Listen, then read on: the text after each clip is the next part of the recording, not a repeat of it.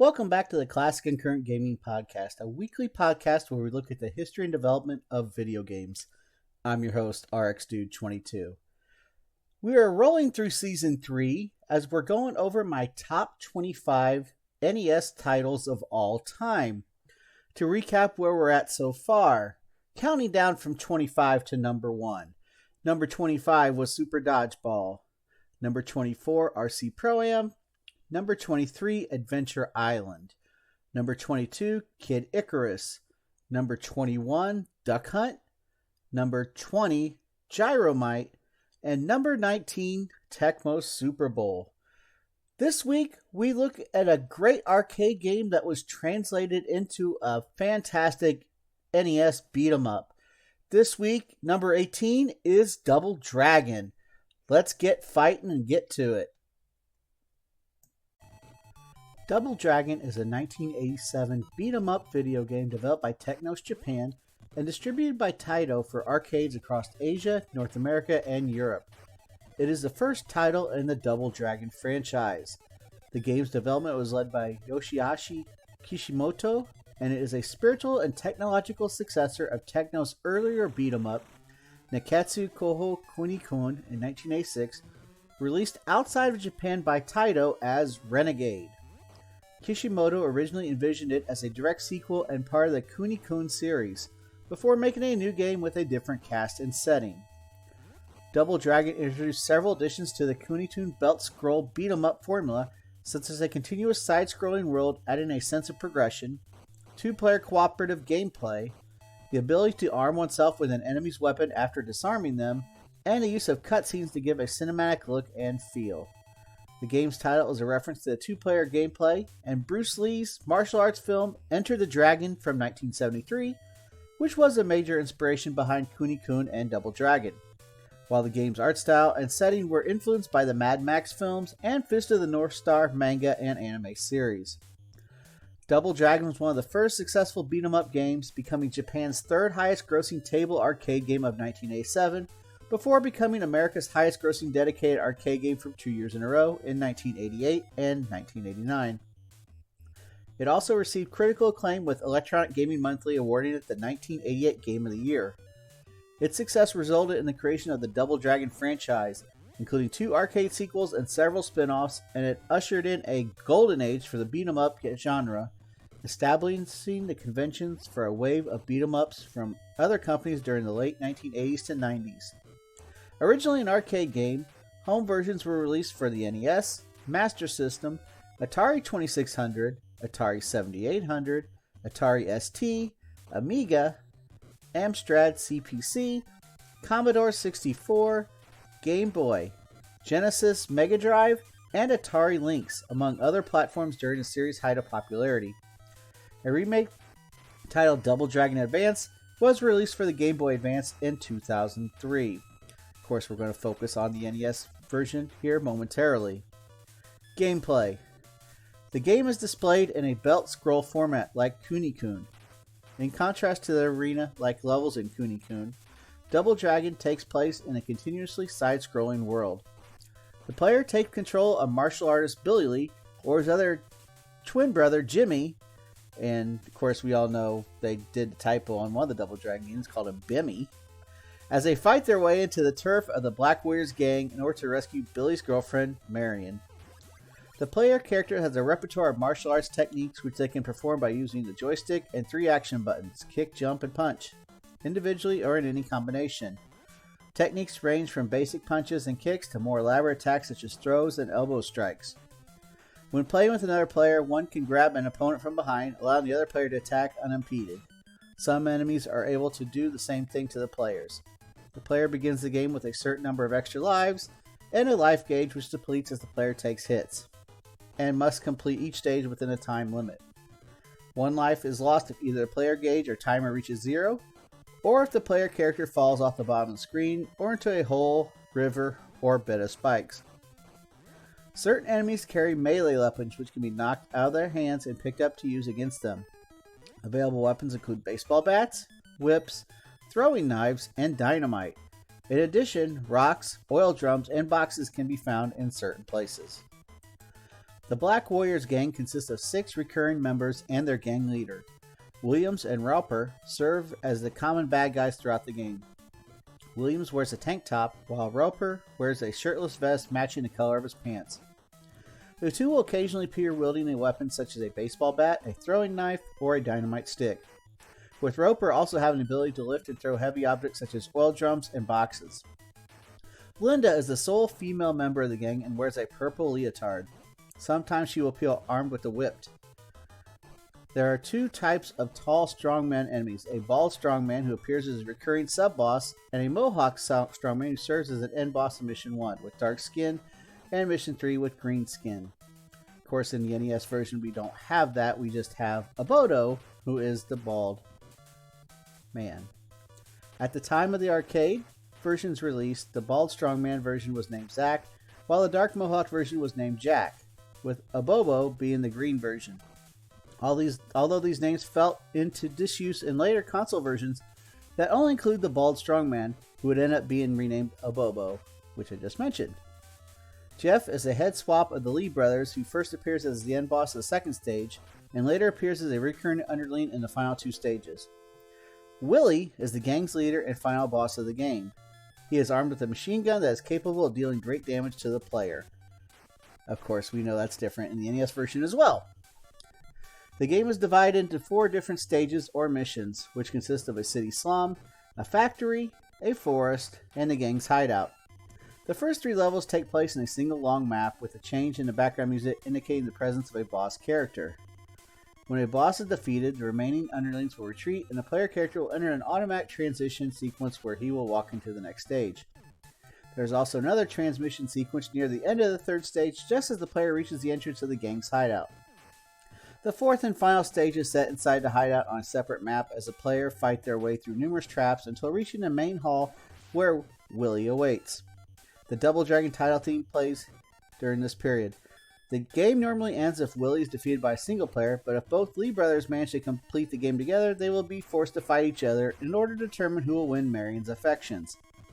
Both life gauges are refilled and any extra lives are taken away, and a timer is reset for this fight. That was pretty much the basics of the arcade game. A lot of the premise for that came to the NES, and we're going to go over that portion of the podcast now, the NES version. Double Dragon was ported to the family computer by Technos Japan in 1988. The game was published for the Nintendo Entertainment System in North America by Tradewest, who was given the license to produce other home versions of the game as well, and by Nintendo in Europe. The NES version of Double Dragon was released for the Wii's Virtual Console service in April 2008 in Europe and North America. It was also released in North America on December 12, 2013 for the Nintendo 3DS and the Wii U, although in Europe the former was released on December 5th, while the latter was released on March 13th of 2014.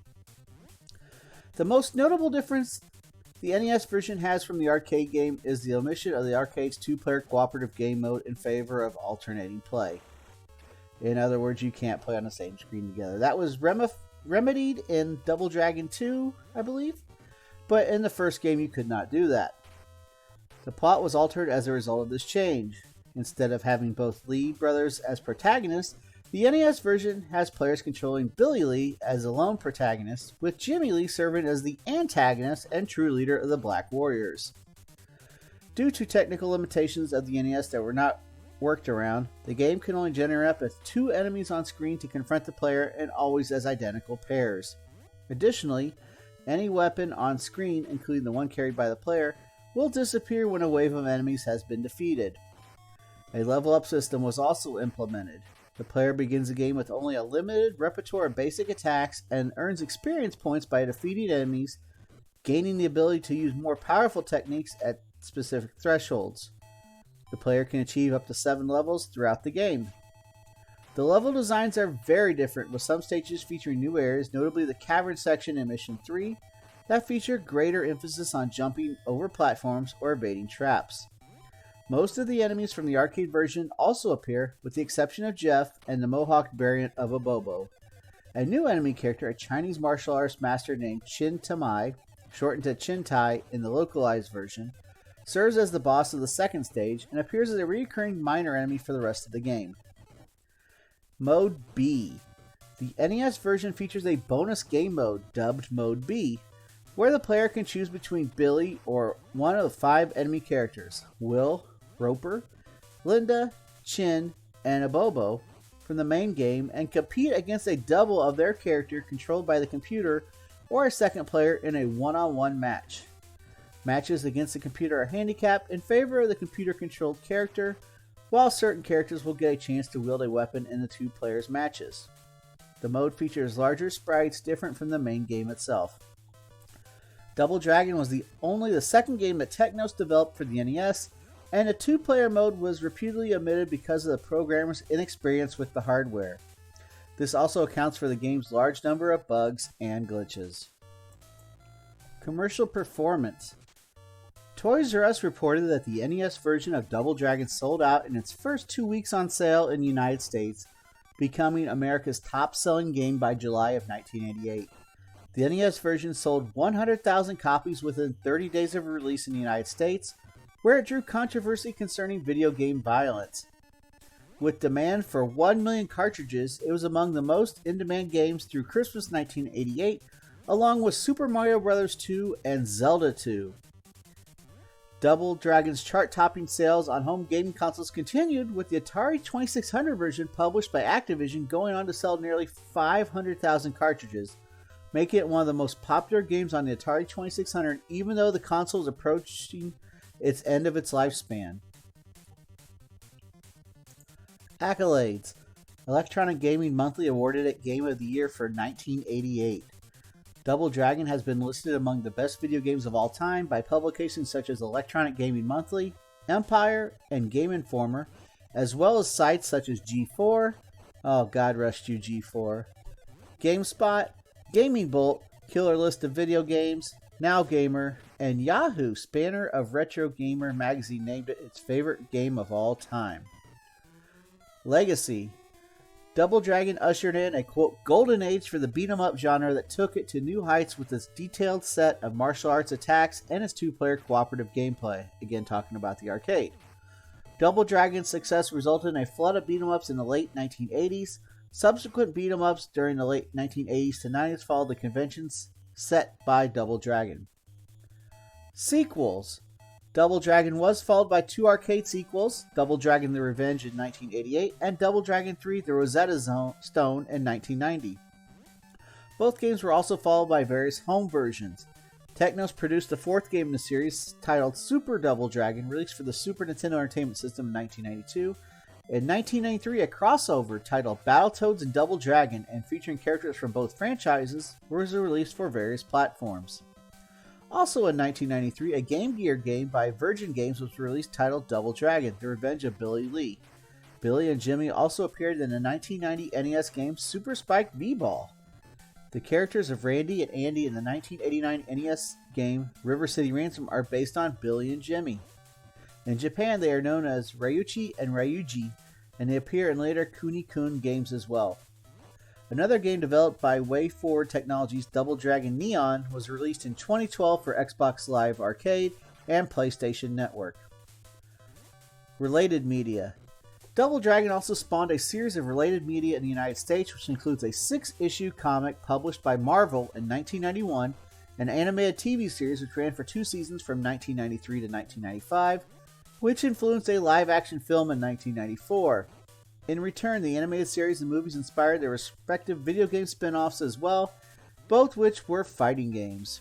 The cartoon inspired the Tradewest developed Double Dragon 5 The Shadows Fall, released in 1994 for the SNES and Genesis, also ported to the Atari Jaguar, while characters and plot elements from the film were adopted into the 1995 Technos developed the Neo Geo version of Double Dragon. Double Dragon is one of the video games featured in the manga titled Rockin' Game Boy by Shigeki Ikehara and published by Comic Bomb Bomb, October 1989 to December 1991. No specific to any format system, the original game was used as a clue in the 2015 episode of Jeopardy in the category The Marion Kind in the first round on February 17th. All information in the podcast today was provided by Wikipedia.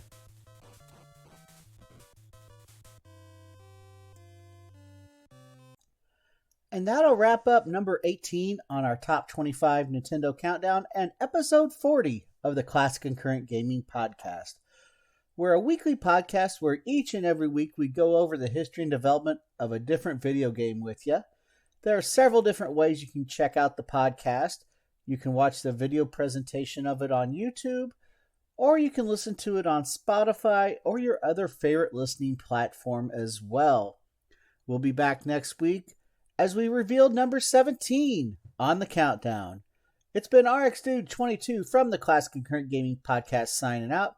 Keep on gaming. See you on the next stream. Be good to each other. And you'll hear me on the next podcast next week. Everybody have a great week, and we'll see you next time. Take care, everybody.